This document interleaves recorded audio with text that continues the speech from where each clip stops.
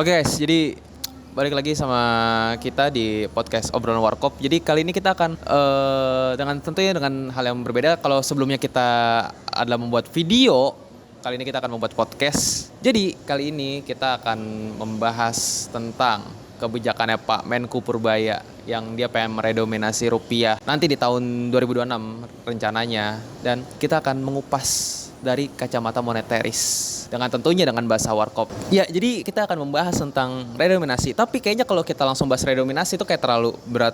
Enggak sih, terlalu ya kayak terlalu dini aja lah untuk di awal-awal segmen. Jadi kita akan membahas tentang moneteris. Nah, untuk Mas Kevin, sepemahaman gue tentang moneteris adalah itu adalah kan kebijakan yang tetap mengatur laju uang aja sebenarnya kan. Kayak ya ketika lagi inflasi lu tinggal ngatur perputaran uangnya dengan cara menstop memproduksi mata uangnya, atau ya lu menaikkan suku bunganya. Tapi kalau misalnya lagi deflasi, lu mencetak mata uangnya, atau enggak lu menurunkan suku bunganya biar tuh perputaran uang terus berjalan. Itu kalau itu kan sepemahaman dan segampang itu kan kalau dari pemahaman gue. Kalau menurut lu sendiri gimana, Pin? Ya, jadi gini Mas Pendi, monetaris itu intinya adalah sumbernya dari uang. Jadi ketika kita inflasi itu bisa dikendalikan uang, dan ketika deflasi itu juga akan mengendalikan uang. Instrumen utamanya itu cuma dua, yaitu jumlah uang yang beredar dan suku bunga. Jadi orang-orang monetaris ini tidak melihat tentang sisi dari regulasi pemerintah, fiskal, dan juga psikologi dari ekonomi itu sendiri. Jadi kendali terbesar itu ada pada sumber uang yang beredar dan suku bunga itu tersebut. Begitu, Pak. Berarti ya intinya moneteris itu semua sumber atau masalahnya, sumber masalah, sumber nanti penyelesaiannya itu intinya balik lagi ke uangnya tadi. Dia tinggal mengacu kepada perputaran uangnya. Iya nggak sih, Kevin? Ya betul sekali, Pak. Karena kalau misalnya jumlah uang di masyarakat itu sedikit tapi barangnya banyak, itu kan harganya jadi akan naik. Kalau misalnya jumlah uang dari masyarakat banyak tapi barangnya sedikit, harganya turun gitu, Pak. Iya sih, kayak menurut gue juga sebenarnya moneteris itu penerapannya nggak tahu ya. Kalau menurut gue sih kayak penerapannya sih gampang sih. Cuman berarti kan kalau menurut dari tadi pandangan Kevin kan berarti kan ada dua hal yang mempengaruhi kan. Ada yang penting ada uang sama ada suku bunga. Tapi menurut lo sendiri nih Syakira, kenapa sih kayak suku bunga tuh penting gitu? Apa sih pengaruhnya? Kalau menurut gue sendiri, suku bunga itu penting banget sih. Kayak gini, misalnya lu naruh duit di bank dengan suku bunga itu kurang dari 3% per tahun. Itu kan artinya duit lu tuh berkurang kan. Dan manusia normal itu bakal mikir, ngapain gue taruh duit di bank, mendingan gue belanjain. Akhirnya apa? Kalau misalnya kayak gitu, ekonomi kita tuh bakal berjalan, tapi konsumsi kita tuh bakal naik.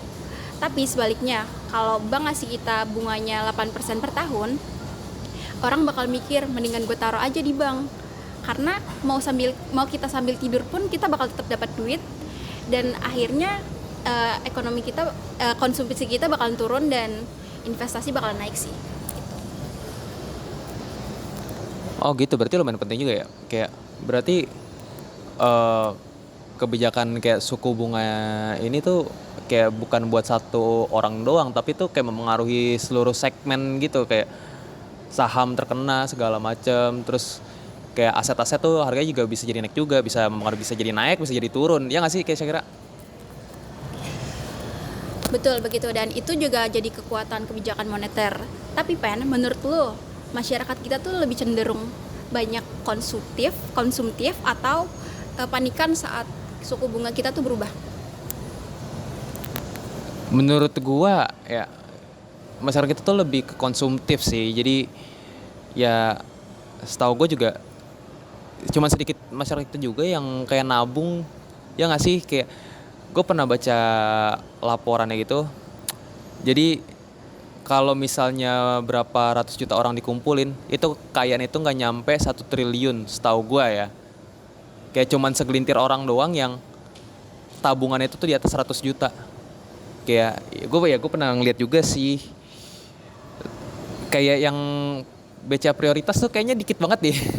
Kayaknya setahu gue yang gue pernah lihat ya, itu kayak cuman orang-orang yang di PIK, di Pluit, Kelapa Gading, itu doang tuh kayak itu orang-orang yang BCA prioritas tuh. Dan itu juga umur-umur udah pada tua. Itu doang sih kayaknya ya. Ya gitu sih Pen, makanya kita tuh sebagai masyarakat harus pinter-pinter dan ngerti bahwa efek perubahan suku bunga ini kalau kita salah artikan bisa salah kaprah. Kuncinya sih edukasi aja sih menurut gua. Nah, kalau tadi ngebahas tentang apa itu kayak monetaris, nah sekarang kita ke topik utamanya redenominasi. Nah, untuk teman-teman yang nggak tahu redenominasi, nah apa itu redenominasi Mbak Elani? Nah guys, redenominasi itu tuh cuman ngapus 0 kalau kalian tahu. Jadi angkanya cuman dikecilin tapi ya nilainya ya gitu-gitu aja, kayak nggak tiba-tiba jadi sultan gitu. Nah contoh realnya nih, kayak dari Pak Purbaya sendiri, dia tuh buat kebijakan kayak bakalan ngerubah dari angka 1000 dia akan ngerubah ke angka 1 rupiah, yaitu cuman kayak bersihin digitnya aja. Nah kalau nanti bakalan beneran terjadi nih, dia tuh contohnya kayak tukang nasi goreng deh. Tukang nasi goreng tuh harganya satu nasi gorengnya 20.000. Nah kalau setelah redenominasi itu bakalan berubah jadi 20 rupiah. Ya jadi perubahan itu cuman ada di tulisannya aja, tapi nanti di nilai realnya ya sama-sama aja, nggak berubah. Nilainya sama aja gitu. Menurut lu nih Kevin, kalau nanti redenominasi itu udah berjalan di Indonesia, menurut lu itu bakalan gimana sih untuk pribadi lu? Ya, jadi sepertinya jadi balik lagi ke masa zaman dahulu ya. Jadi zaman Soeharto kan memang rupiah itu adalah satuan. Jadi balik lagi ke misalkan harga-harga barang pangan itu jadi misalnya nasi beras itu jadi dari 10.000 jadi 10. Itu jadi adalah perubahan cara pandang kita sebagai masyarakat untuk melihat uang-uang yang aslinya ratusan, yang aslinya ribuan itu kan jadi susah dihitung ya. Dan ini jadi mempermudah kita untuk menghitung kelipatan uang yang akan dimasukkan dalam akuntansi, begitu contohnya. Dan juga ini bisa merubah cara pandang dari orang-orang luar juga. Orang-orang luar lagi kan dia pakainya dolar itu nilainya nominalnya $1 $2 itu udah lumayan banyak sebenarnya. Udah kalau misalnya yang sekarang ini $1 16.000. Gapnya lumayan gede lah ya. Gede banget. Bahkan kita harusnya yang di atas di atas uang Malaysia kalau nggak salah ya. Ringgit kan 3.000. Jadi kita di bawah, dihitungnya di bawah karena 3.000 itu namanya gede. Padahal kita masih di atas Malaysia, betul nggak? Ya untuk GDP-nya sih ya. Iya, GDP-nya begitu. Jadi cara pandang dari internasional itu berubah. Jadi kita akan ikut naik sesuai dengan nilai aslinya, bukan dengan 0 di belakangnya gitu. Tapi kalau menurut gue pribadi, dampak yang bakal gue rasain satu, gue jadi nggak pusing ngitung PMK sama akuntansi. Soalnya PMK kita kemarin, lo bayangin aja ada ratusan triliun, puluhan triliun. Lo bayangin duit sebanyak apa itu? Kalau misalnya, ya coba Hel, kalau misalnya angkanya dipotong 3 kan, redenominasi. Seenak apa gue ngitung? Nggak ada tuh di kalkulator 10 pangkat 11. Nah apa itu? Iya nggak sih? Bener tuh. Iya sih, benar banget apa yang dibilang Pendi. Apalagi kemarin pas ujian tuh nilai kita tuh sampai miliaran, bayangin. Sampai kalkulator gue error, gila. Sampai nilai gue juga jelek jadi. Kekurangan 0 juga. Betul banget. Kurang 01 aja tuh bakal nilai. Betul. Udah. Gitu aja. Ketua lagi Pen. Oke. Langsung lah. Jadi redenominasi itu kan ngurangin 0 ya. Tapi kenapa banyak orang itu masih takut? Apa karena angka gede itu bikin mereka lebih merasa kaya gitu? Menurut lu gimana? Nah benar banget nih, karena menurut psikologi sendiri tuh mindset masyarakat tuh kebanyakan kalau mereka punya uang terus nolnya kayak banyak banget, wah gue tuh kayak kaya banget gitu. Asli. Bener gak? Terus jadi kayak kita pemerintah terus itu harus banyak-banyak literasi, terus bikin edukasi buat kita biar nggak langsung kaget aja gitu kalau nolnya langsung dihilangin, kayak harus bertahap-tahap gitu. Nah kan kalau dari kata Melani tadi kan, kalau misalnya angka nolnya banyak kan kita kayak merasa kayak kaya banget itu, karena kan digitnya kan banyak. Tapi kalau menurut lu sendiri Hel, kenapa Hel kayak orang itu suka kayak ada gejala-gejala kayak orang tuh kayak bakal nggak suka gitu. Alasan lebih logisnya gitu kalau menurut lu? Kalau di redenominasi ini? Kalau menurut gue sih ada 3 alasan utama. Yang pertama itu ada citra mata uang. Jadi tuh angka yang besar tuh belum tentu kuat. Contohnya itu 1 USD sama dengan 16.000 rupiah. Jadi tuh kalau menurut psikologinya tuh investor tuh akan berpikir ulang kalau misalnya angka besar ini menurut investor tuh lemah. Setelah diredenominasikan 1 USD itu sama dengan 16 rupiah. Nah, angka ini tuh setara dengan angka internasional. Terus yang kedua itu ada efisiensi sistem keuangan atau lebih singkatnya tuh akuntansi. Jadi itu seperti sistem ATM, perbankan, pos, terus transaksi antar bank dan lainnya. Ini tuh yang tidak membuat kebingungan digital gitu kalau misalnya melakukan transaksi. Nah, bayangin kalau misalnya setiap laporan keuangan tuh setiap harinya tuh keluarnya triliunan. Terus yang ketiga itu ada stabilitas jangka panjang. Jadi setiap negara yang melakukan redenominasi ini tuh mereka itu untuk mau mengunci stabilitas inflasinya. Ini tuh berguna banget untuk masa sekarang dan 20 tahun ke depan, Ten. Jadi sebenarnya bagus juga gitu kan redenominasi kan, kayak selain ya balik lagi karena saya masih nggak terima karena PMK saya jelek.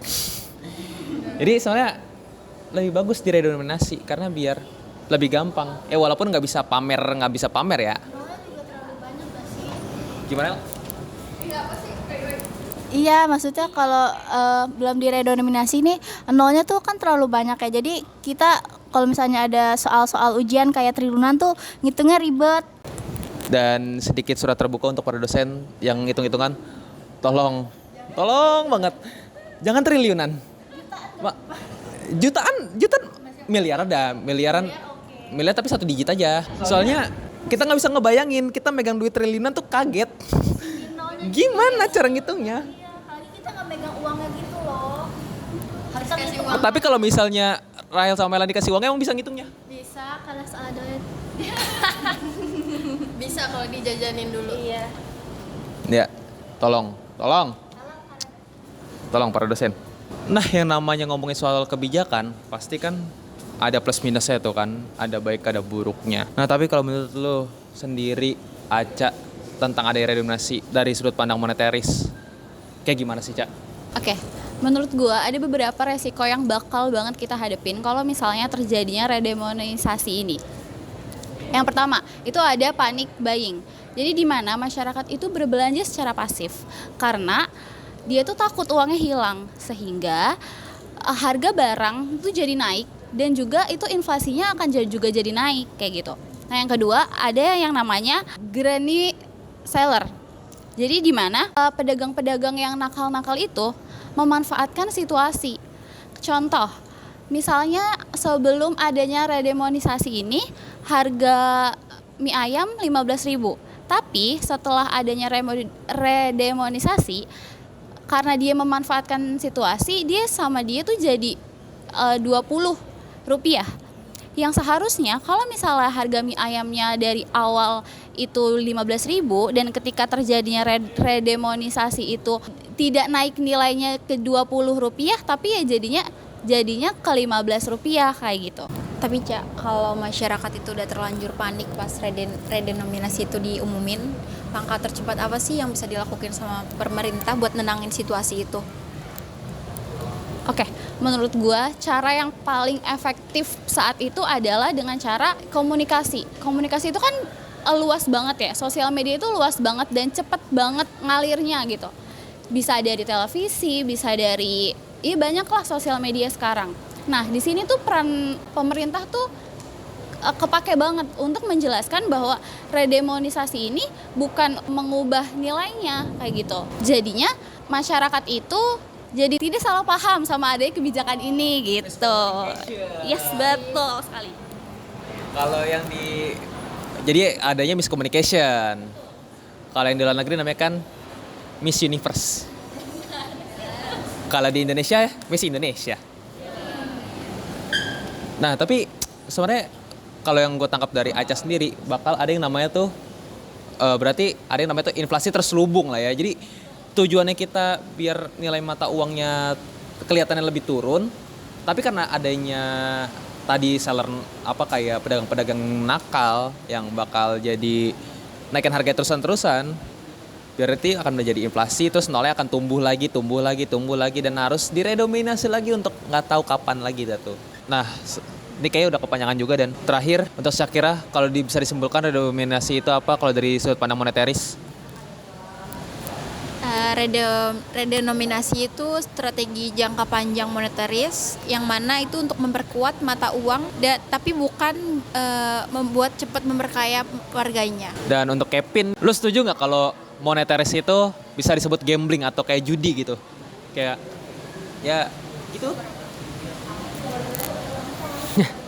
Gambling itu hanya untuk pemerintah Indonesia yang ijazahnya tidak punya, dan juga pejabat-pejabat yang lulusan SMA.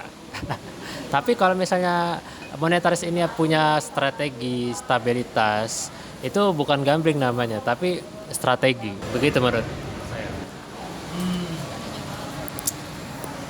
Dan untuk Melani, lu yang tadi bahas dari segi teknisnya, menurut lo tuh kayak gimana? Kalau menurut gue redenominasi itu kayak perumpamannya kayak kita buat rumah sih, tapi kayak bukan buat rumah baru, tapi kayak buat mengupgrade. Mengupgrade kan tuh biar rumahnya tuh biar efisiensi, terus tertata, rapi gitu. Terus juga buat nyaman dalam jangka panjang, dan juga kalau fondasinya kuat ya pasti hasilnya nanti bakalan baik kan. Oke, untuk Rahel sama Aca, satu kalimat terakhir. Kalau menurut gue sih yang penting tuh bukan mindahin nol ya, tapi mindahin mindset masyarakatnya. Kalau menurut gua, kalau masyarakat itu udah panik, yang jadi masalah itu bukan angka nolnya, tapi kepercayaan, ketidakkepercayaannya itu yang jadi masalah. Oke, tadi sekian kayaknya karena udah kebanyakan banget dan penyimpanannya Rahel sudah penuh. Jadi kayaknya udah cukup sekianan aja. Jadi ya begitulah dari kacamata moneteris apa itu redominasi. Tadi udah jelasin juga dengan bahasa tongkrongan yang sudah pasti gampang untuk dicerna. Jadi kayaknya untuk podcast hari ini kayaknya udah diakhirin aja ya. Kasihan Rahel. Jadi sekian untuk kami, pamit undur diri. Jadi ya see you on the next video. Bye bye.